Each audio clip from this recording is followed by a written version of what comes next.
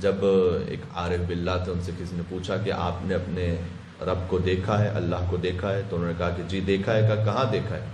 کہا جب میرا رب میرے عیوب کو چھپاتا ہے تو اس وقت میں نے اللہ کو دیکھا ہے، جب وہ مجھے غیر متوقع جگہ سے رزق عطا کرتا ہے تو اس وقت اپنے رب کو دیکھا ہے۔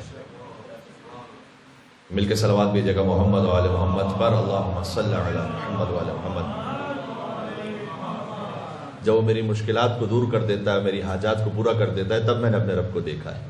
تو کتنی مرتبہ ایسا ہوتا ہے، کم من قبیح سترتہ، کل آپ نے شب جمعہ پڑھی ہے دعائے کمیل کہ پروردگار کتنی ہی برائیوں کو تو نے چھپا لیا۔ تو جب اللہ پردہ پوشی فرما لیتا ہے تو اس وقت کون ہے اللہ کے علاوہ کہ جو ہمارے عیوب کو چھپا سکے اور ہماری عزتوں کو محفوظ رکھ سکے؟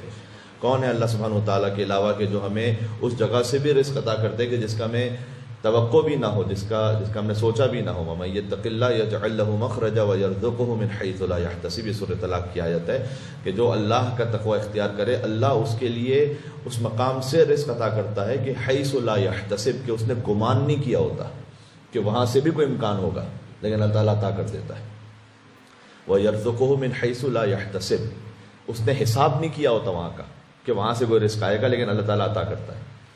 پھر وَمَن يَتَوَكَّلْ عَلَى اللَّهِ فَهُوَ حَسْبُهُ، تو جو اللہ پر توکل رکھے تو پھر خدا اس کے لیے کافی ہو جاتا ہے۔ ان اللہ بالغ امرہ، خدا اس کے کاموں کی پھر خود نگرانی کرتا ہے۔